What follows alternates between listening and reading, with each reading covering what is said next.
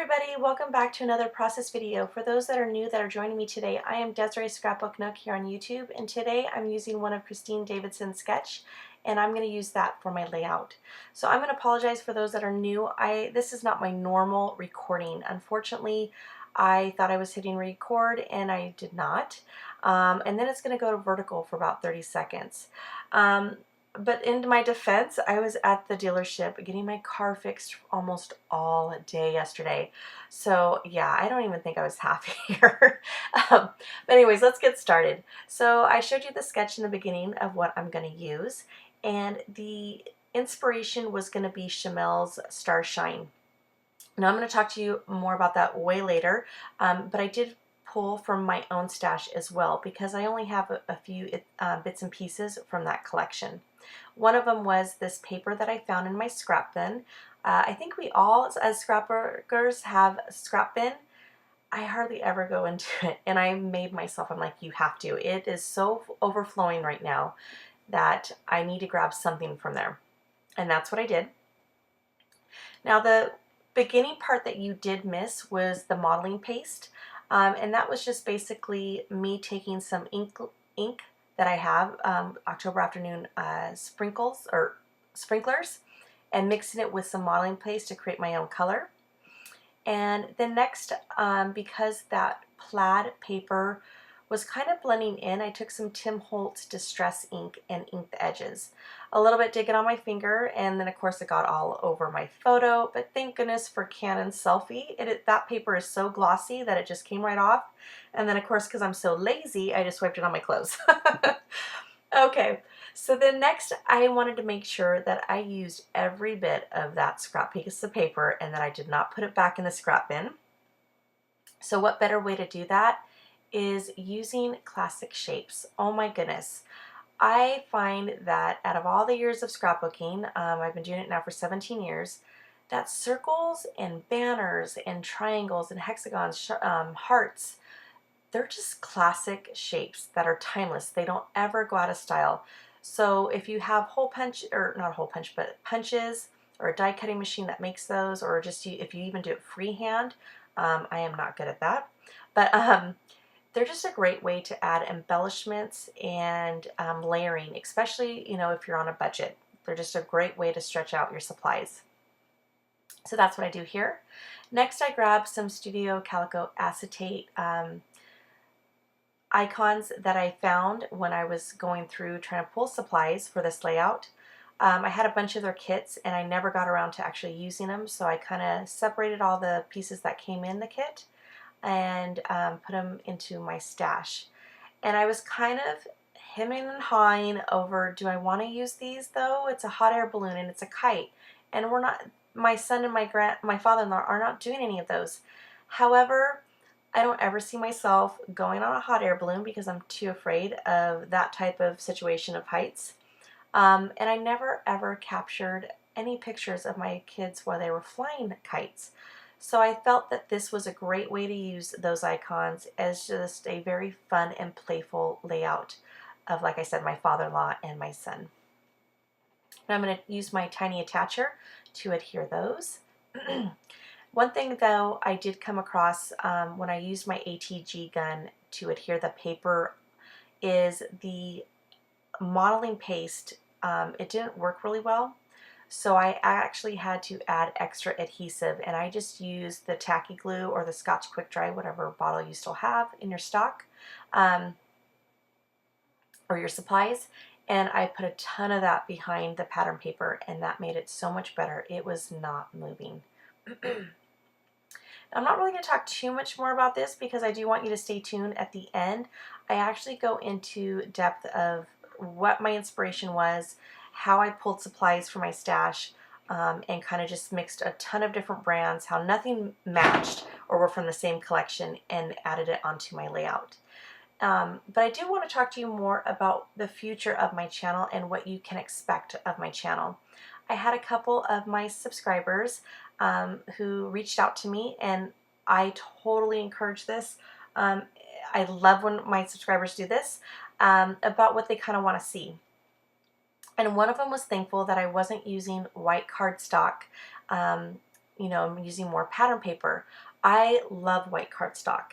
Um, However, my style is really across the board. I love anything scrapbooking pretty much. So you're going to see me at times where I'm still going to use white cardstock, but I was like, okay, I'll use more pattern paper. And so I did.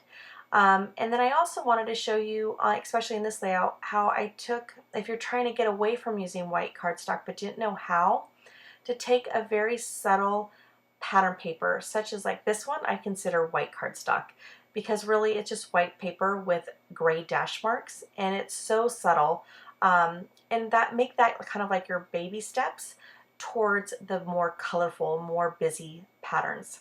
Another one of the subscribers had mentioned to me how she was so thankful to find me because was creating boy layouts, and I completely understood where she was coming from, because it is frustrating. There is so much more girly, feminine collections than there are boy collections, and it can be hard. And I will admit, my comfort zone is working on my daughter's album than my son's, because I have way more supplies for her than I do for my son. And so I understood where she wanted more inspiration, and that this way it kind of makes me to get out of my comfort zone and start working on my son's album again.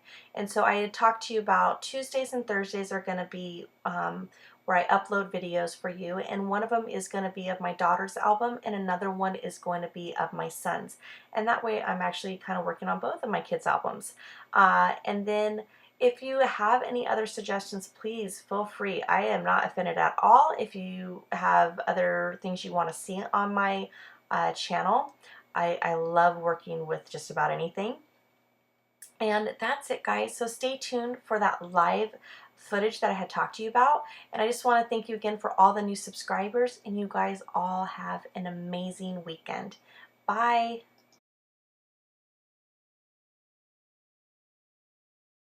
Okay, everybody, I'm coming on live just because I lost some of the footage, and it was just when I was doing the journaling and the title. But I did want to talk to you a little bit about this. You already know what the sketch looked like, and here it was my inspiration, or my jumping off point. I took the Chamel Starshine, and I loved all the colors together.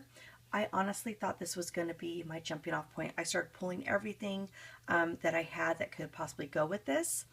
Because I don't have too much of this collection. I didn't use one piece.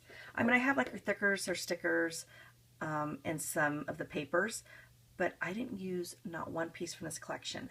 But I'm going to show you how this was my starting off point and how I transferred it onto here. So what I did was I took some Studio Calico. I just recently put all the kits, just took them all out and then incorporated them into my stash. And so I took two of these acetate pieces, which was a kite and a hot air balloon, and I was hesitant about using this because I thought, well, what if I have a page where we go hot air balloon on a hot air balloon ride? Who am I kidding? That would probably never happen. And I definitely don't have any photos of my kids flying kites, so I just decided to make this a very fun and playful page of the only pictures I have of my father-in-law with his grandson. And so I like that. Plus it incorporates the colors that I was going for. Then next I took the L Studio. I had one of these stickers, grateful for this, and this was perfect, the words. And then I took, and I'm just kind of showing you how I use different brands and just pull the colors and then incorporate onto my layout.